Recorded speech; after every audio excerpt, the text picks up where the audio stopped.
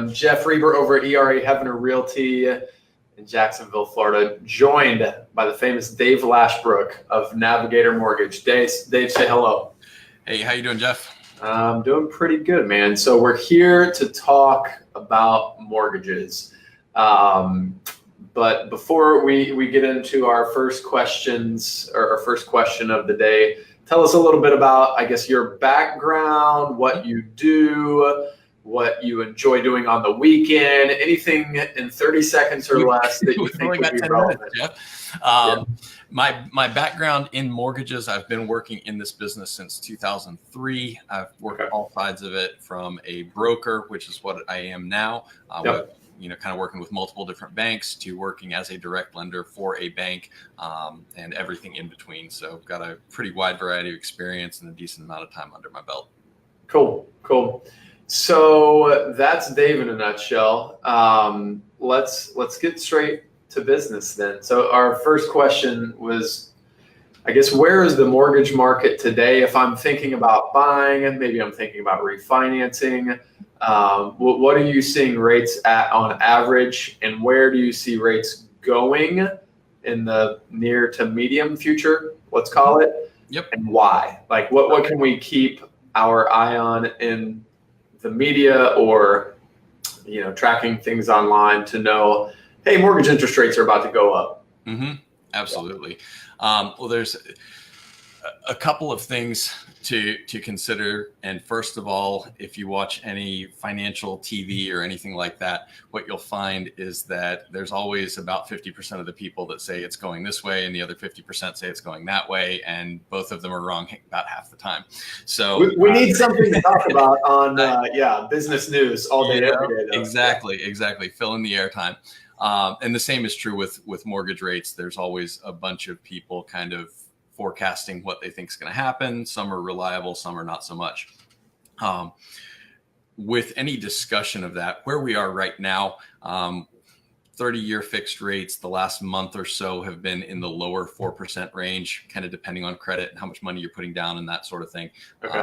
Anywhere. And that's a conventional loan? Conventional loan, yeah, probably anywhere between, at our lowest point a few weeks ago, maybe 4% for a really well-qualified borrower. Yep. And up ranging into maybe 4.375, 4.5 with low down payments. And things like that. Sure.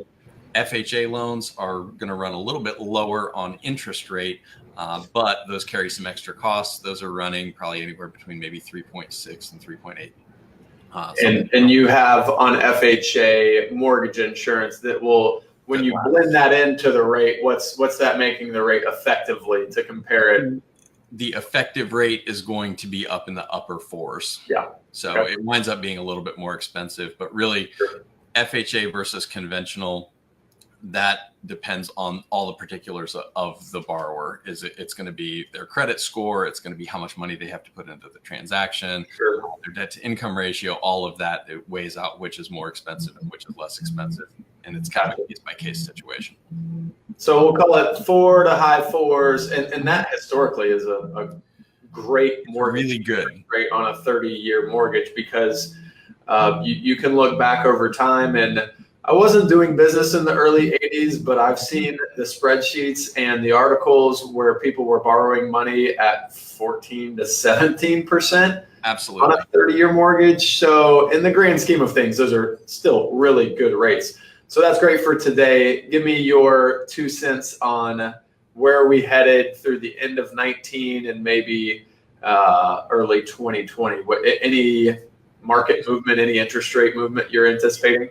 If I could give a little bit more of that historical perspective, which that's very important to keep that in mind. At our lowest point ever was 2012, 2013 was when we hit the lowest mortgage rates that we had ever had. And they were about 1% lower than they are today. Yeah. Compared. I think I refinanced in 2012 on a previous home, and it was at like 3 1/8. Mm-hmm. And in hindsight, I should have kept that property. I sold it. I don't know what I was thinking. That was a good loan to have. But the point being, we were only about 1% lower than we are today. So we're still very, very close to all-time lows. And a lot of times people are like, oh, the rates are higher today. Well, they are, but not really. And the 80s was a worst case scenario for rates up in the teens. But if you look going back before that, the 70s, the 60s, the 50s, averages 6, 7, and 8%, pretty normal for most of that time frame. So if we're anywhere in the 4s or anywhere in the 5s, even from a historical perspective, that is a fantastic rate to lock in for 30 years. And so my personal opinion is that at some point, and we can get into all sorts of nitty gritty details on why mortgage interest rates are where they are with quantitative easing. And if you've never heard that term before, don't worry about it. You're not missing anything, but Google it. And it's basically the Fed using their funds to keep interest rates arbitrarily low. Is that more or less what you would call quantitative easing? That's a fair simplification of it. Yeah. There are two main factors that you want to look at in considering what might happen to interest rates. And the first and foremost is always going to be economic conditions. Yep. They're still pretty good right now.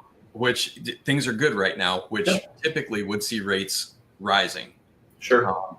When the economy turns bad, people tend to panic and sell their stocks, and they have to put that money somewhere. They're not going to, and I'm talking about big institutional investors, pensions, hedge funds, things like that, not just Joe Schmo who usually. Not you and I. We're leaving it sitting in our 401k and whatever. Yeah, changing the market with our 401k or our IRA, right? Yeah. But what happens is those big institutional investors, they're not going to park their money in a savings account earning 0.001% interest. They're going to push their money into the bond market. When they push their money into the bond market, that causes bond prices to go up because everybody's trying to buy them. In turn, that pushes the yields or the effective interest rates down. So anytime you see economic upheaval, one of the things that generally follows with that is that money flows into the bond market, effectively pushing interest rates down. Simultaneously, the other side of the equation that we need to look at, and it's more and more in recent years, is the role that the Federal Reserve and other government entities play in impacting interest rates. Because what happens is when that economic upheaval happens, more than just the money that's naturally flowing out of stocks and into bonds, the Federal Reserve has traditionally also lowered interest rates to make it easier and cheaper to borrow money so that people borrow money and then in turn pour it back into the economy to kind of rejuice things and move us back onto a positive trajectory. Yeah. So those two things are kind of playing off of one another.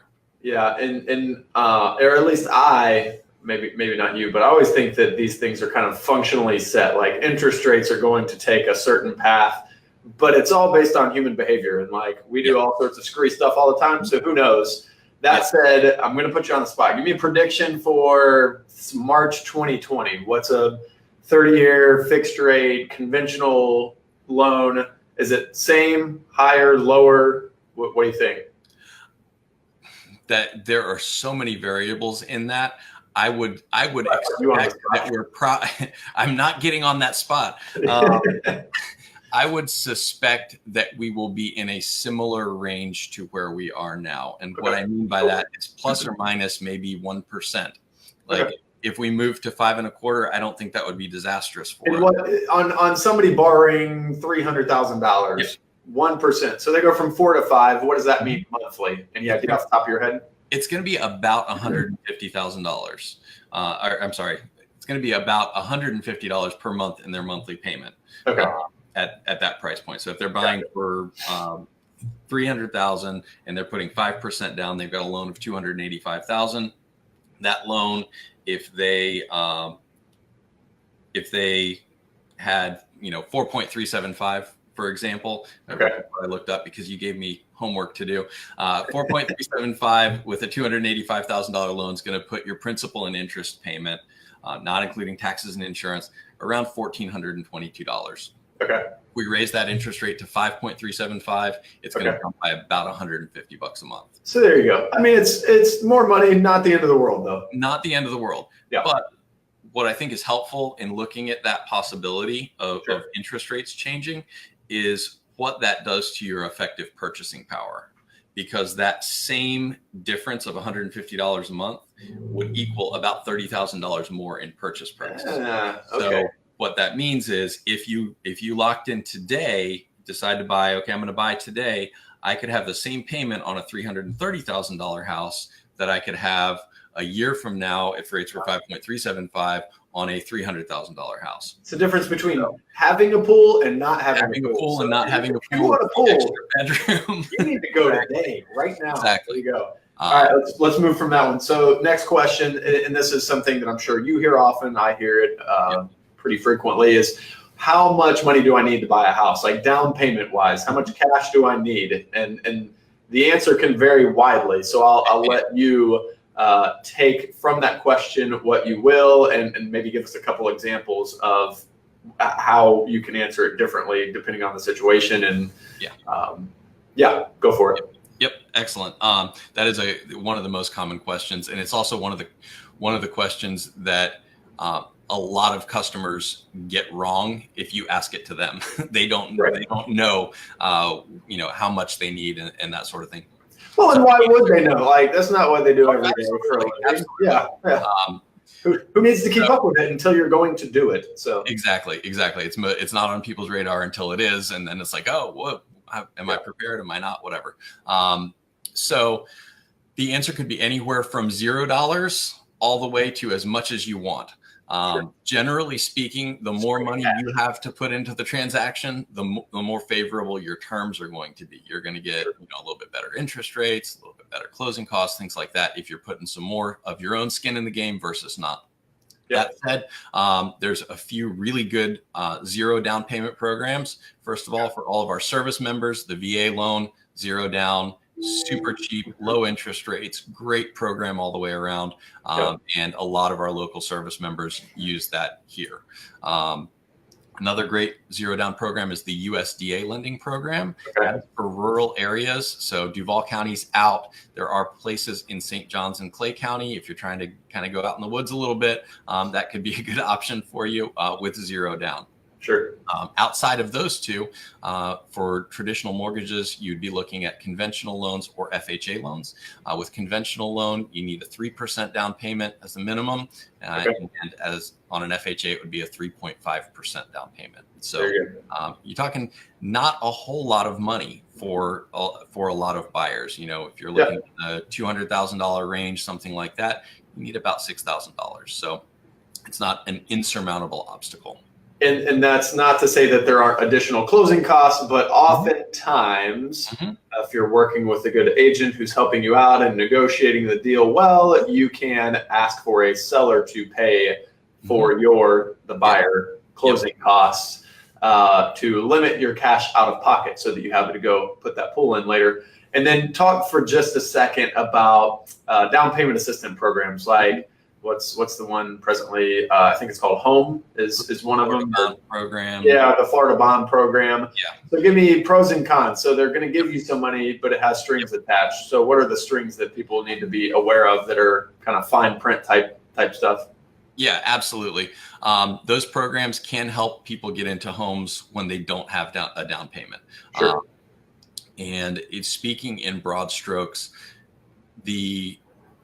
the basics of those programs is that if you use someone else's money instead of your own, you're not going to get as favorable terms as if you use your own money. Sure. So it's not truly free money. And I'll give you an example from a specific program. I can't speak to all the programs that are out there because I don't know all the details of them. But I do know any of them that I've gotten a close look at, this has been the case. So generally, it's more expensive to go that route than it is if you have the option to use your own money. And that's how it works out. I looked at an example from a friend a couple weeks back. They were looking to buy in the $250,000 range, and they had an option that would have them basically not putting any money down, and they were going to use the bond program that was to give them on an FHA loan a rate of 5.5%. That was the interest rate, not the APR. I compared that to my offering the same day with an FHA loan, with them putting down 3.5% of their own funds, and I could offer them a rate of 3.75%. So quite the difference. It was a really, really big difference. And what that equated to on a purchase that size was about $4,200 per year in interest that they would be paying more if they used the down payment assistance than if they used their own money. So after 4 years, that's $16,000 more, $16,800 more that you would have paid in interest. Yeah. And you got 15, but you already paid 16 more within the first 4 years. Yeah. And that loan lasts however long, it adds up from there. Great to get some money given to you on day one. But if you're thinking beyond the immediate and into the future a little bit, you start to see that if you're going to stay in this house 5, 7, 9 years, you'd be better off not taking the free money. So yeah, good stuff. Well, I don't want to keep you. I know you're a busy guy. Anything else to add? Where can we look you up? Where can we go find you online? How do we find Dave Lashbrook? Absolutely. Navigator-mortgage.com is our company website. You can also find me on Facebook, or you can call me directly, 904-813-1768. Love to take calls, answer questions, help any way I can. Good stuff, Dave. Thanks so much. I'm Jeff Reber. You can shoot me a text message, give me a call, 405-1995, 904-405-1995, or check out the rest of our videos, JacksonvilleRealEstateVideos.com. And if you have any ideas for people to interview, stuff to talk about, I'd love to hear. Talk to you soon.